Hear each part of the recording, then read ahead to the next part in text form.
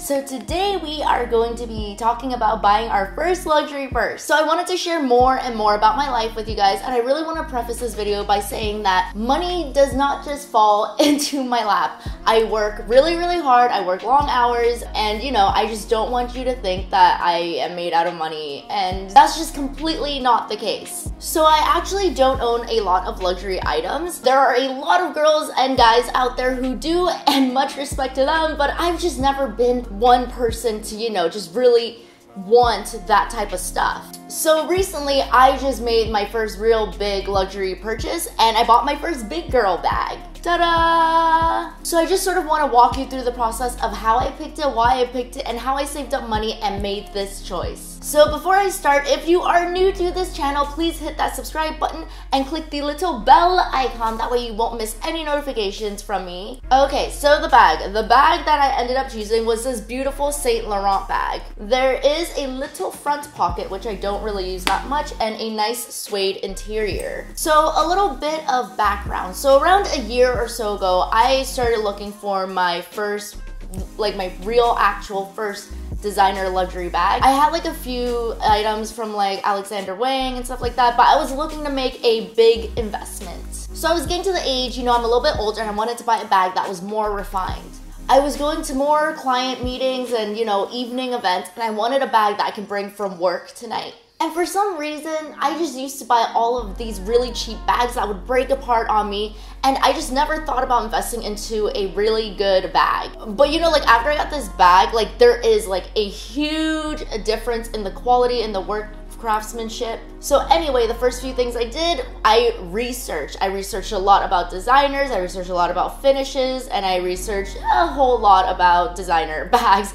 I went on a bunch of forums. Okay, so the first thing that I had to consider was the size, and trust me, size matters. So I kind of thought about every single thing that I would need to put in this bag, and I don't really carry a laptop. I leave my laptop at work, I have a laptop at home, but the things that I do need to carry around are this makeup bag. Let me see if I can find it. This is sort of like my little makeup pouch, and it's kind of big because I carry around a good amount of makeup. There's mints in here and other stuff. And then the other thing that I carry around a lot, my phone, my wallet, and a small charger and camera. And also, when I bought this bag, I kind of thought about, I wanted this to be my everyday bag. And some people, their first big investment, it's an evening bag, and that's totally fine because I think, it's you do you, buy whatever you want. But for me, I wanted an everyday bag, something that I can carry 4 days out of the week. Because for me, if I buy a bag, I want to freaking use that bag. I don't want to display it in my handbag collection like it's a museum. No, I want to use the bag. That's what it's made for. So knowing this, I actually purchased a bag around the same size as the one that I was interested in, and that really helped. So this is the bag that I purchased. It has a different type of closure. So this is a little clasp closure, but still, stuff comes out of the top. It's almost the exact same size as the Saint Laurent bag. And I used it for, a month. So the size was great. It fit everything that I wanted to. I got this for super dirt cheap. This I bought from Uniqlo in Japan or something. It was really cheap. It was 20 bucks. It also has a similar type of leather, although this isn't grained. And I just wanted to see texture-wise how I felt about it, and I loved it. Speaking of texture, one thing you want to consider when buying a designer bag is the texture and the finish of the bag. So this bag is actually grained leather. It's super durable, super tough. Not so tough where you can just throw it around randomly, but it can hold up, My friend bought this really super beautiful calfskin purse, but it was calfskin, and when you rub it against anything, it sort of makes an indenture. And so learning from her, I decided that I wanted something with more of a grained leather texture, so that's definitely something you want to consider. So when I narrowed down my choices to 2 to 3 bags I really liked, another thing I had to consider was resale value.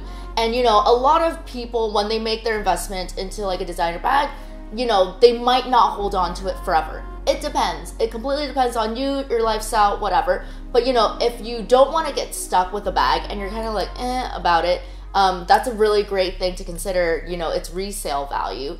I went through a journey, a long journey about resale values of bags. I have learned so much that I didn't think was possible about this whole industry that was completely new to me. So brands that have really high resale values usually have more classic shapes and designs. Like Chanel is a perfect example. Chanel bags, you can resell them forever. Like they just retain their value so well. So when buying this bag, this was something I had to consider. I sort of looked at the Celine and I looked at the Saint Laurent bag.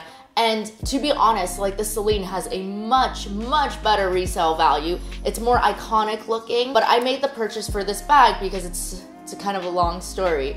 But one of my favorite creative directors used to be the creative director of Saint Laurent. His name is Heidi Slimane, and he no longer works for Saint Laurent. And then like Saint Laurent sort of started like purging all of his photography and everything. And so I had a feeling that, you know, he might never make bags again, and they might purge all of his designs. Like, I don't know, like, you know, when a new creative director goes into a design house, it's sort of like a lion going into like a pride. They sort of just like kill everything off, you know?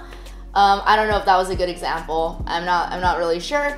But, you know, I bought this bag knowing that it might not have a great resale value, but I don't intend on selling this bag. But definitely if you're making your first big girl, big boy purchase, that is something that you should really consider. Okay, making sure it's something you really want. And I know this sounds super stupid, but you're gonna probably spend like a large chunk of cash on this first big item, you know? If you wanna make a purchase, what people tell you is you wait 2 weeks. If you still want after 2 weeks, then go for it.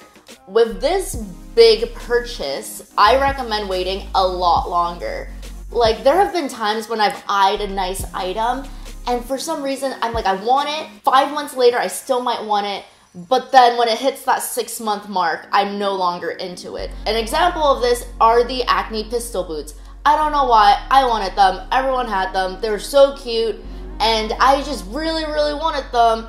5 months in, there was a sale, like a super sale, a really sweet deal on these boots, but then by then, I no longer wanted them anymore. But if you can, I recommend really waiting and seeing if you like the item. Like for me, I waited around 8 months to really make this purchase. So yeah, so wait it out, really evaluate if you want this. There's nothing worse than, you know, making a really quick purchase and then regretting it and you're like, wait, I could have spent my money elsewhere, you know?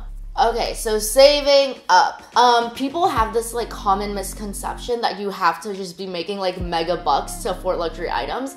And you know, like a lot of people think that that money could really better be off spent elsewhere, and I completely disagree with that. It is your money. You can spend it however you want. If you want to buy 2,000 McNuggets, then go ahead and do that. You know, it's like up to you. Like no one should ever tell you or criticize you for doing what you love, and that's something that it bothers me so much. Like I myself have never ever, you know, criticized someone for their choices in spending because I feel as though that is completely your own. So yeah, so don't let people, you know, talk down to you and say like, oh my God, you know, like how many things you could have bought instead of that, because no, you worked hard, you saved your hard-earned money, or you inherited some money, I don't know, your lifestyle, I'm not gonna judge. Such a common misconception.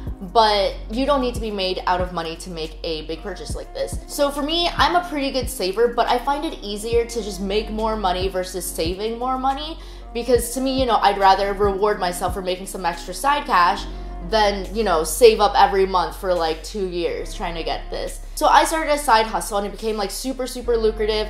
And when I like cashed out of that side hustle, I was like, you know, I should just buy something nice for myself, you know? I buy a lot of camera equipment, I have a nice laptop, but it's all for work. I didn't save up that much because I was already saving up, if that makes sense, for like other things in life. But I didn't want to take away from that pool of money to make this purchase, so instead I just made more money. Money is like such a weird ass like topic to talk about.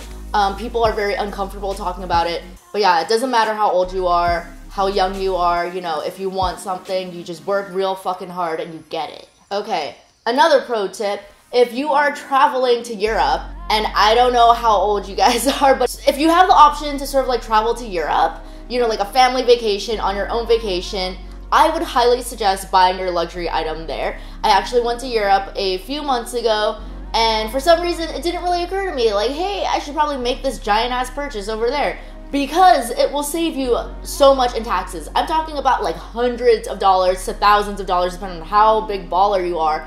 on taxes. And that is insane. And I'm just like hitting myself. Not only when your item comes to like your home country, you pay like import and customs tax, there are a bunch of other taxes like textile tax, like all these different types of taxes, and those all add up and they're added to your total. And then on top of that, you pay like the extra state tax and all this shit. And like, yeah, if you have the option, buy your shit in Europe. Just trust me on it. Alright, thank you guys so much for watching. I hope you enjoyed this type of video. I know I don't really talk about like this. My channel is all sorts of crazy right now, but I'm trying really hard to just like hone it in more. So yeah, so thank you guys so much for watching. And if you haven't subscribed yet, please do so and follow me on Instagram, all of these social media. And I'll see you next time. Bye!